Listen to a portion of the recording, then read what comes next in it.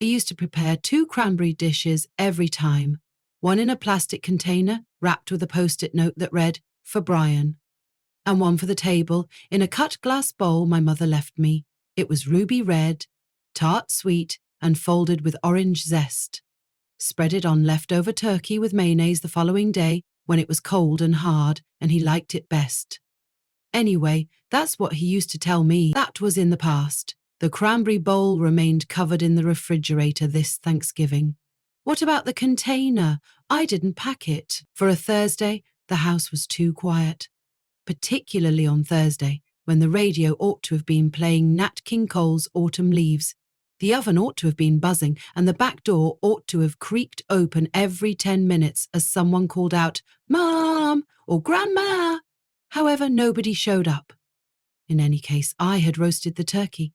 Not the 16-pound beast I used to haul home when Brian, his wife, and the kids arrived with Tupperware and appetites, but a little one.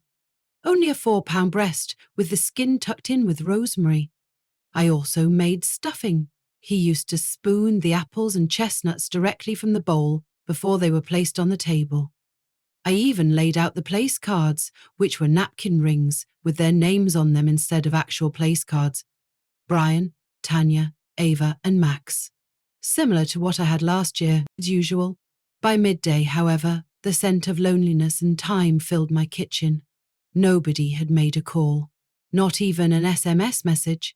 Perhaps they were stuck in traffic, or something else came up, I assured myself. I even went for my phone and started to dial, but stopped, since I was aware. I was aware before I looked at Facebook. I was aware of their joyful faces gathering around someone else's table, before I saw Tanya's image with the message, "Grateful for our chosen family this year." Not mine.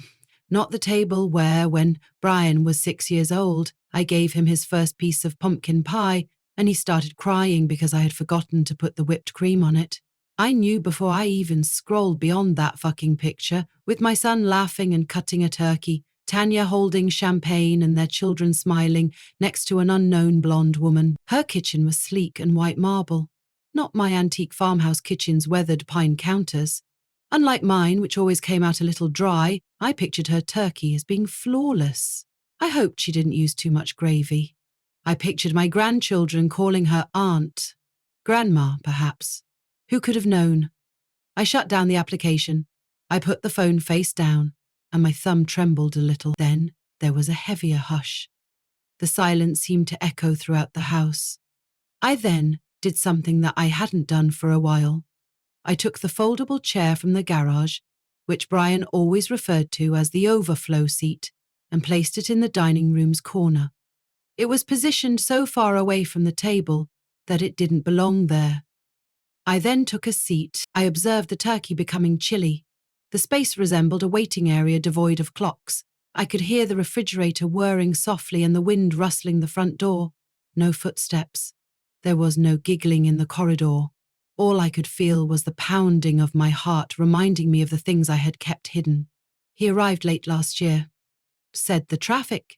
Said that Tanya's parents supported them. I trusted him. I had always trusted him. Even if they departed early, even though Tanya neglected to express gratitude despite the children's obsession with their phones. Mothers make excuses, so I did the same for all of them. However, this year, they declined to attend. Being made unnecessary by someone you considered essential is inexcusable. I believe I spent more than an hour sitting in that chair, not in tears, not giving it much thought. Just keep in mind. Brian once told me I was the world's greatest cook and gave me a necklace made of noodles. When he made box stuffing by himself the year I was sick, he was both proud and awkward. When he wanted something, he would call me Mama, and when he didn't, he would call me Ma. I have no idea when the shift took place. Perhaps it was when the house legally became mine following the death of his father. Perhaps it was when I offered to help with the down payment and he looked at me as if he was entitled to it. Or perhaps it was when Tanya got that job out of state and I told him, go with her, if that's where your future is. No single moment causes someone to start forgetting you. It moves slowly, like fog slinking in. Only when everything is hazy do you realize, I returned the cranberry bowl to the refrigerator at 3:00 p.m. unaltered. I didn't discard it. That seemed too definitive. I didn't go over it again, though. I left it open instead. Allow the chilly air to absorb it gradually, in the same manner that they robbed me of this day, piece by piece. While cleaning the counter, I discovered something I hadn't seen in a long time. The house's deed was still in my name. Not ours. Not his. Only mine. With my hand resting on the knob, I gazed at the drawer where I kept it before releasing it. Not right now. Not quite yet. However, something changed within me. The change was subtle. This change felt similar to the creak of a door opening. The following day, I avoided going near the drawer. To avoid the silent weight of that thin strip of metal and wood that held so much unsaid power, I moved the spice cabinet, watered the ficus, and cleaned the mantel. Strangely, you avoid things that confirm your pre-existing beliefs rather than because they frighten you. Brian also didn't call on Friday, not on Saturday, not even a tardy, embarrassed text that said, "I hope you had a nice holiday." I was no longer shocked. Yes, it hurt, but taken aback, no. Years of small things, such as the fact that he stopped referring to me as Mum and instead said, "Hey," and the way he would sigh in response to my inquiries, had led to this quiet. He completely stopped using the phrase, "thank you." I pulled out the drawer on Sunday. I hadn't looked at the papers since the year Harold passed away, but they were still there. Clean, cream-coloured copies from the lawyer's office, paper clipped together with a notation in my own handwriting, deed, taxes, trust documents. I was unable to do so at the moment. Filled neatly under a manila folder marked estate, it had felt like holding the last bits of our lives together. I gazed at the owner of record line. I said my name aloud. Only mine. I uttered it out loud, not to test my recollection, but to experience it once more and hear it as an independent entity. I'm just me, not Brian's mum, Tanya's mother-in-law, or grandma, subtly, like stitches on a loom you forgot you ever knew how to operate. The thoughts started to weave themselves together at that point. They believed that I would bequeath the house to them. I was aware. Tanya had once implied this, although she did not say it directly. She had never been so awkward. However, she had replied, "It's so nice you're still managing here, all alone." After taking a quick look around the living room, Brian frequently remarks on how ideal this location would be for a small family. A young family, referring to hers. I simply smiled and said something courteous at the moment. The rose bushes in the back, perhaps. However, I listened to those words repeatedly while I lay awake later that night, staring at the ceiling fan. I'm still getting by here. Nor did Brian say it directly. However, he was clear. He urged me to sell the house and move into a condo so he could take over here after they had fallen behind on their mortgage 2 years prior. I had promised to give it some thought. I didn't. He had already asserted it in his thoughts. I understood now. I simply lingered, similar to an old calendar. Once useful, right now, but not required. I left the documents in their original location and carefully closed the drawer. However, I didn't feel like they were a thing of the past for the first time. They experienced a sense of presence. Alive. I went for a stroll around the yard that night. Harold laid himself back in 1991, and the sun was low, shining golden against the fence posts and creating shadows on the crumbling stepping stones. Brian never mended the garden gate when it began to tilt, so I went to it. When a youngster, Dad used to run through here barefoot, chasing fireflies, and I recalled this when I touched the rusting lock. That boy was gone. The aroma of cooking potatoes permeated the house. I used the rosemary from the window garden in the kitchen to make a special dinner for myself. I took my time eating, enjoying every morsel. Avoid any distractions. There isn't a phone on the table. It was just me and the food I had prepared, in a home that was still entirely, legally, and emotionally mine. I left a sticky note on the refrigerator after supper. Call Mr. Adler and inquire about the trust update. it said. I didn't emphasize it. I left out the time. Like a whisper waiting to be heard, I simply let it remain in my tidy handwriting. I slept better that night than I have in weeks. Not because there was a resolution, however. I had given up hoping that someone else would remember me.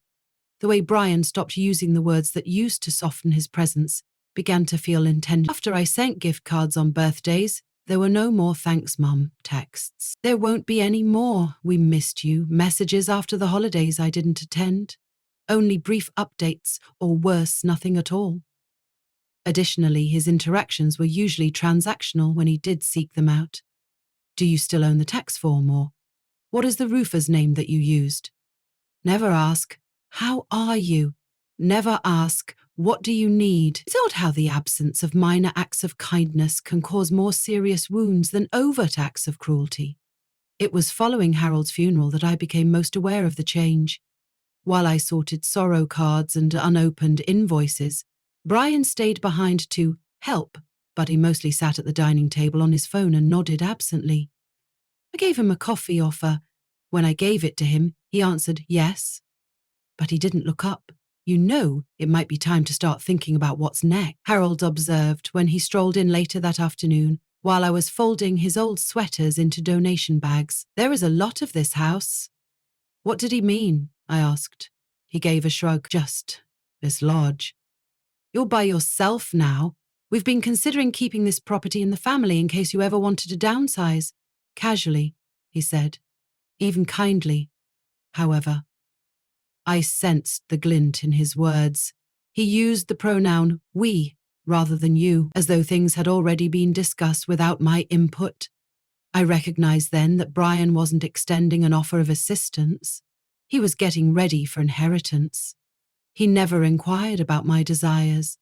I never considered if I may still enjoy the way the sun spilled across the kitchen tiles at 9 a.m. or the creak of the floorboards. I never realized that I still stood at the doorway of the guest room and walked barefoot in the corridor, recalling the evenings I spent reading to him when he was ill. Rather, he envisioned a future that only included my square feet and not me. A year later, he brought it up once more. Over brunch this time. The discourse made me sick to my stomach, even though Tanya's scones were delicious and crisp and lemony. You know, Brian remarked in between mouthfuls, the kids might love this place. Excellent school district. The yard is fenced in already. Nothing would need to be changed on our end. We could even keep the rose garden, Tanya added. I am aware of how much you adore it. I sipped my tea and nodded, grinning. Something, however, shut like a door inside. They talked about the house as if they already owned it, as if I were a short-term rental, as if waiting for me to give it to you, voluntarily or not, was the only thing left to do. And that, I believe, is what stuck with me. They didn't want it, but I guess anyone would. The house is good, firm bones, brimming with memories. No, their assumption is what stuck with me. How Brian never inquired, will you accept this, or do you anticipate being here for a long time? Since I had always given in, he believed I would do the same. I told him it was okay when he forgot Mother's Day. Tanya made small comments about me, but I ignored them. I told them no worries. The food keeps when they showed up for Christmas dinner 2 hours late. Being the mother who made accommodations, forgave, and tucked her demands into napkins was always simpler. But now I was staring at what I had concealed inside those same napkins when I unfolded them. Resentment. I was hurt. And a sense of ownership that I hadn't experienced in a while. Not only of the house, but also of my voice, my time, and my ability to refuse. That night, I took the deed out of the drawer once more. I traced my finger over the line that contained my name. It was still clear and sharp. Nothing had changed. However, I had. Brian called 2 weeks after Thanksgiving, not to say sorry, not to elaborate. They may swing by after seeing Tanya's relative, but I just wanted to make sure I'd be home on Saturday. He spoke in a light, informal tone, as though we were continuing where we had left off, although he hadn't realized we had left anything behind. Yes, I told him. Naturally. I even grinned as I spoke. Old habits pass away in silence. Just before noon on that Saturday, I turned on the kettle and took out the fine china from the cupboard. Brian had mentioned that the blue and white set brought back memories of his early years. I considered baking something but ultimately decided against it. I was no longer certain of what they might anticipate. I didn't know if I cared. The children didn't even remove their shoes when they got there. Ava had her phone out. Without a hello, Max walked toward the backyard. Airy and overly citrusy, Tanya planted a kiss on my cheek. "You look good, Mum," Brian replied, giving me a side hug. I didn't look well. I appeared to have aged 3 holidays at once. I grinned nonetheless. It didn't reach my eyes and was slender and courteous. Tanya talked about real estate while they sat and drank the tea I had poured. "Recently prices are crazy," she stated. I keep reminding Brian that we ought to have made the purchase years ago, as though I were meant to finish the statement for her. She trailed off. "But now with your place just sitting here with all that equity, as if I were to hold out a key and say, 'Here, take it.'" Brian cleared his throat. "Tanya has been considering the future, school systems, yard area. The children are growing up." I stirred my tea and nodded. With a little too much firmness, he said, "And honestly, it just makes sense. Mum, you have more house than you need." It was there once more. The presumption coated compassion. Then I looked at him, glanced closely. He had the same tilt to his head when he thought he was being clever. But he was older than the boy I recalled, the same eager pause, anticipating my facilitation. That's what I used to do. Before anyone realized they were asking, I used to bend. Not this time, though. "You're right," I remarked after taking a slow drink of my tea. "There are a lot of houses." His eyes glowed a little. "I've also been considering the future." With eagerness, he nodded. "Exactly. Planning these things is preferable. Get in front of them." I grinned once more. "Next week, I'll give Mr. Adler a call, simply to confirm that everything is in order." For a second, Brian's expression wavered. "Adler, the attorney? Indeed. I want to confirm that the trust is correctly established. Later on, I don't want any confusion." Tanya's posture tensed, as I could see. She set down her cup a bit too neatly. "Obviously," Brian replied. "That's clever. He didn't inquire about the trust's contents. He didn't inquire as to who." Something in the peacefulness of the way I held my cup warned him not to push, even though I could tell he wanted to. We concluded our visit with the tense civility that permeates spaces when something has changed, but no one knows what it is. Brian said, "We'll call soon, okay?" as they were leaving. I gave a nod. "You act in that way." I knew they wouldn't, though, unless they were in need of something, and I wasn't waiting this time. The sound of paper tearing has never appealed to me. It always makes me think of subtly ruining something, such as the way relationships deteriorate in little, indiscernible tears, not in storms. Nevertheless, I ran some old papers through the shredder that Monday morning. Old bank records, junk mail. Beneath them was an envelope that Brian had sent me over a year before. Not a letter, just a mortgage broker's folded printout. Why provide me a loan estimate? I had first made it clear to avoid confusion. Then I recalled the phone call. It had gone by quickly, almost unmemorable. He said, "Hey Mum, we're speaking with lenders." Just looking into possibilities. He was congratulated. Inquired as to whether they were examining anything nearby. After a pause that made my stomach turn, he said, "Well, Tanya and I have been thinking, you shouldn't remain at that house by yourself. We might be able to come to an agreement. Take on the mortgage, move in, or take over," he added, as if I didn't already have it. Awkwardly, I had laughed then. "Brian, it has paid off. A mortgage does not exist." One more pause. Then, "All right. Better still." I recall the way that statement came out, as if he had discovered a prize he had forgotten he had. Gently, I inquired as to if he was requesting to purchase the house. He laughed. "Not precisely, we are related. we would simply, died there. Assist? You could initially stay with us as well. Initially. I learned everything I needed to know from that call and that envelope. He believed it to be his already. Not by talking, not by love, but by supposition. I tore up the envelope. I then gave Mr. Adler a call. He graciously recalled me, as people still did 4 years later. They inquired about Harold. I informed him that I was prepared to complete the trust. Slowly, we reviewed the specifics. Who would be the main beneficiary, he inquired. I hesitated because expressing it out loud would make it real, not because I was unaware. I said, my niece, Claire. The only person who still checks in to say hello is her. He made no judgments. I simply made notes. I added 2 particular sentences when he inquired about contingencies.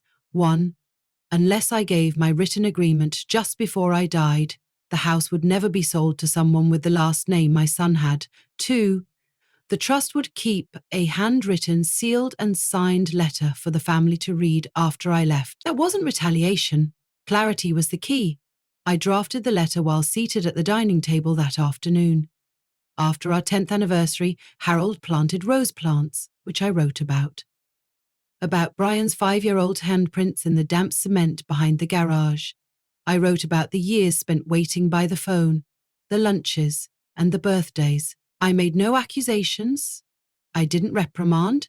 I just said, you ceased to regard me as a human being. I was perceived by you as a stand-in, a deal, a mother, not a deed. And when people act in that way, they forfeit their authority to choose the course of events. With love, I signed it, since I still had feelings for him, but I put a final seal on it. It was almost a month before I heard from Brian again. No check-ins, no plans for a holiday, not even a passing "how are you" text message he occasionally sent when he felt guilty. However, nothing was present this time. Oddly, that quietness felt pure. It was like entering a room that had been silently wiped out, leaving just time, space, and air.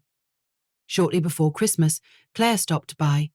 She brought a shawl that she had made herself, as well as cinnamon toast, soft, deep green with gold specks. Instead of treating me like a stop on an errand run, she gave me a hug as if I were important. I said yes, but not in a depressing way, when she inquired if I would be spending Christmas alone, just in a straightforward manner. We didn't discuss Brian, not right away. I grinned when she said, some people don't know what they have until it's given to someone else, while squeezing my hand, not resentful, simply exhausted. I sat in the living room, wrapped in the scarf, and gazed at the tree after she had gone. I had adorned it for my own use, a little one, the faded first Christmas bauble, with Brian's name in gold letters, and the small crocheted angel Harold's mother created were the only meaningful ornaments. To avoid it catching the light, I hung it close to the rear. Slowly but surely, it had become apparent that my son no longer considered this place to be his. He perceived it as an impending event, a delay in a prize. When I was ready to let go, he could check a box. However, he never inquired about the true cost of letting go, something he never seemed to want to know. Being wiped before you're gone is painful, and choosing not to wait for it brings a sense of calm. I signed the trust agreements at the beginning of January. Mr. Adler was efficient and friendly. Together we reviewed each line. When I pushed on the clauses, he nodded. When I gave him the sealed letter, he grinned. Are you certain about this? He asked softly, not to challenge me, but to acknowledge the significance of what it meant. Yes, I replied. I was more certain than ever. By the time the paperwork was filed, I experienced a new feeling. Peaceful ownership rather than victory or retaliation. The type that doesn't require confirmation or announcement. The kind that results from realizing that I wrote the conclusion this time. I reheated a cup of soup and built a fire in the fireplace that evening. I set the table for one with a real spoon, a cloth napkin, and a rosemary plant in a vase. I ate slowly, ceremoniously, because I still owned the house, and I didn't worry about the phone ringing for the first time in years. There was no pain in the silence. It was consoling. When I heard the knock, it was the end of February. I didn't think anyone would show up. Claire was always the first to call.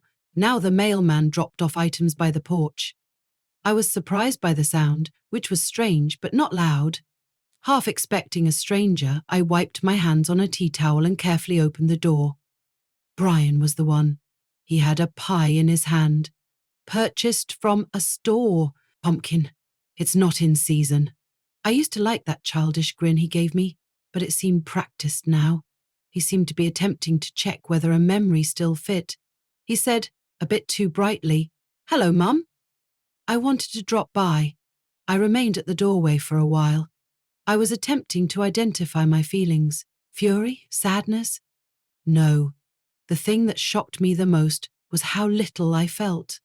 As though there was nothing left to echo, since the area between us had been hollowed out. I stepped aside and remarked simply, "You're lucky I was home." He entered as though he was the owner. That old routine. Setting the pie on the counter, he surveyed the area as if evaluating something. The manner in which individuals visit a location that they wish to modify. He saw that the living room was now simpler and more organized. The new recliner by the fireplace caught his eye. I also saw that the family photos were missing from their previous location. "You've made some adjustments," he remarked. I gave a nod. "Just a bit." Without sharing the pie, we sat in the kitchen. He gave no explanation for his visit. Holidays were not mentioned. Didn't offer an apology. He informed me about Max's basketball games instead, Tanya's recent employment, how busy things had been. I paid attention, however, not in the traditional sense, not stooping for every word, not looking for indications of intimacy. "You've been on my mind," he murmured, looking up at me at last. I remained silent. Particularly in recent times. I was speaking with Tanya, and we wanted to make sure that everything was ready for you, if something ever occurred. It was there, like a snowflake, soft, as sharp as a sword. I cocked my head. "Assembly." "Well, Mum, you're getting older," he said, "and there's a lot to handle with this place. All we want to do is assist." I allowed the quiet to linger between us. "Everything has already been taken care of," I said. His forehead wrinkled a little. "How was it handled?" I looked him in the eyes. "The residence. The faith. Everything. Everything is filed. There is nothing to be concerned about." He blinked. "Wait, what confidence?" Calmly, I spoke to Mr. Adler. "He's managing it. It's finished." As if he wanted to ask a dozen questions at once, his lips parted. However, only one emerged. "What kept you from telling me?" I took a drink of my tea. "Because you failed to inquire." "Pie still unfinished," he reclined in his chair. At last he remarked, "You're upset about Thanksgiving." It nearly made me chuckle. "Oh, Brian, I'm not angry. No more. I'm over waiting to be seated at a table that wasn't there for me." That made him calm. He glanced down and then back up, trying to see the mother who used to forgive and mend every broken word. She wasn't at home, though. I was the only one. I wasn't broken either. The pie was still on the counter, unopened when he left 1 hour later. I didn't discard it. I didn't say anything more. Certain items decompose naturally. 2 days later, the pie was still on the counter. I put it in the refrigerator because I couldn't tolerate the scent of the artificial cinnamon left out, not because I intended to consume it. It seemed like an overly ambitious metaphor. Metaphors were also beyond me. Now I knew the truth. I had another meeting with Mr. Adler that week. Sunlight gathered against the wood-panelled walls of his book-lined office as we sat across from one another. I put on my mother's brooch and my blue coat because I wanted to feel complete, not because I had to dress up. I answered, "I just want to make sure everything is clear. No gaps, no difficulties." He gave a nod. "It's quite obvious, as well as airtight." Line by line, we went over everything. The main winner was Claire. She will receive the house, the savings, and the modest collection of old books Harold used to love. Once I was gone, the letter would be delivered. No previous conversations, there is no place for debate. I inquired about including a note in the actual will. Not the letter alone. Mr. Adler's eyebrow went up. A formal letter? No, I replied. Something. Human. I wrote one as a result. I handwritten the following in the margin next to the house clause. To anyone who is reading this, I owned this house. Every corner, every board, every creak. I filled it with memories for myself as much as for other people. I made my decision with clarity rather than malice, with love, not duty. After giving it a lengthy look, Mr. Adler nodded. It's not like that, he said. That's strong. That day I had a sense of serenity that had been absent for years, but it was stronger as I walked home. Something was earned. Brian didn't give a call in the weeks that followed. I didn't think he would.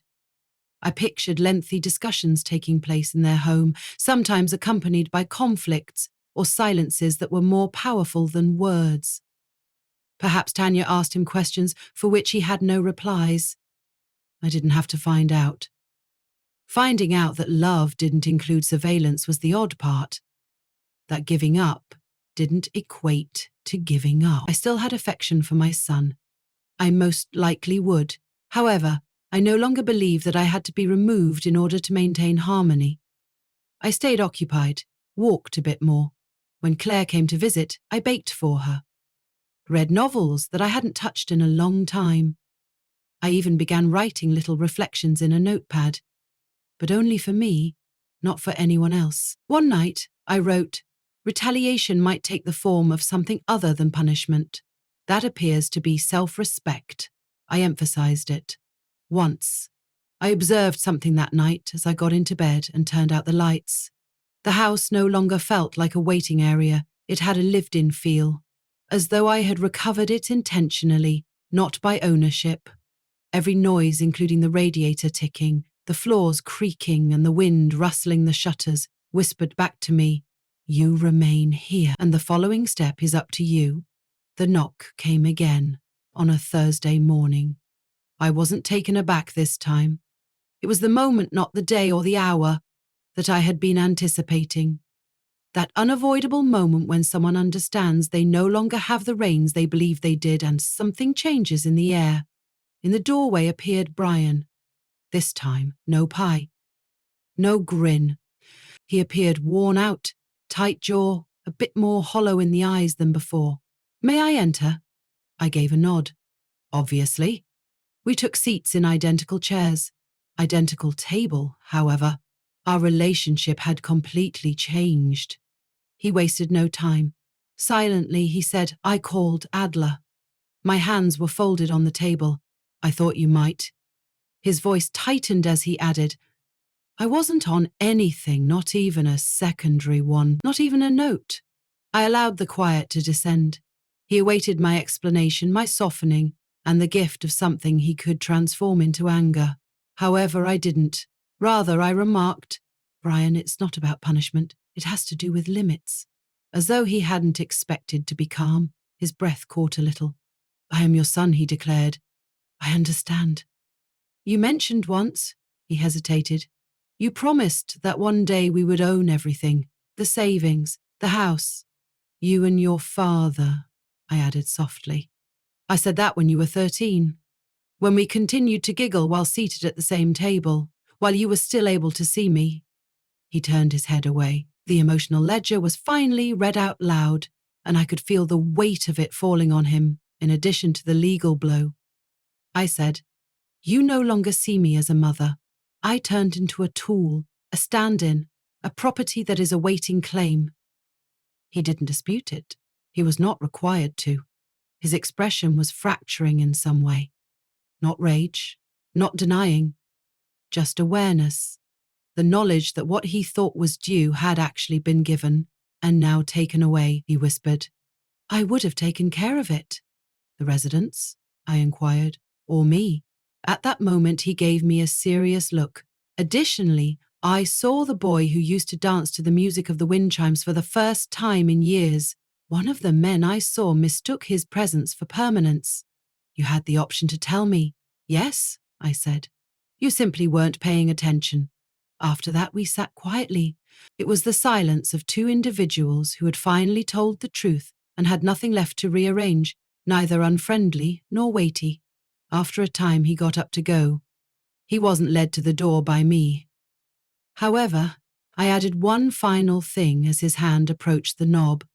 Brian, he pivoted. A letter is present. One day you will read it when the timing is right. His eyelids fell and he nodded slightly. Then he went away.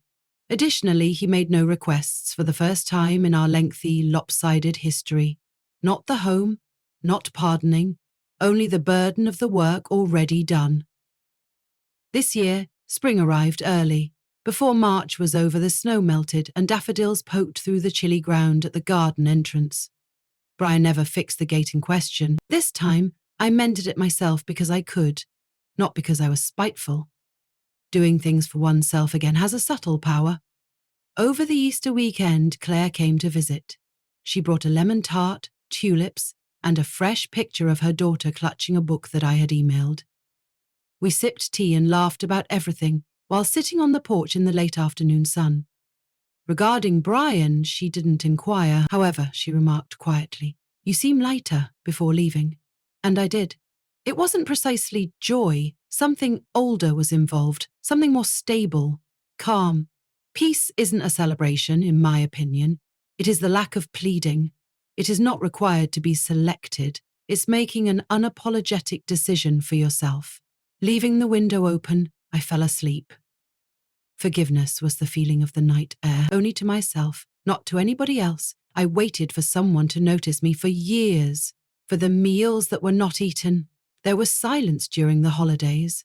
I practiced the phone calls but never made them. I no longer begged to be remembered. I just remembered who I was now.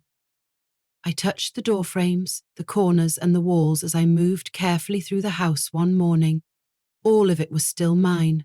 Not because the document stated so, but rather because I had made the decision to keep it from people who didn't see its value. Harold had given me a little ceramic bird years ago, when Brian was still a baby, and I stopped by the mantel to fix it. It had no value. Not only was it ugly, but it had stayed, so I kept it. It had endured all of this, like I had. I discovered the old family photo album later that week. I didn't keep it a secret. I didn't discard it. I just shifted it to another shelf. A more subdued one. It was no longer necessary for me to demonstrate what had been. The sealed letter, the trust, and the deed were all filed and final, and so was I. Not yet completed. Simply whole. I jotted down a final line in my notebook one evening. Sometimes the only way to get even is to stop apologizing. I meant it too.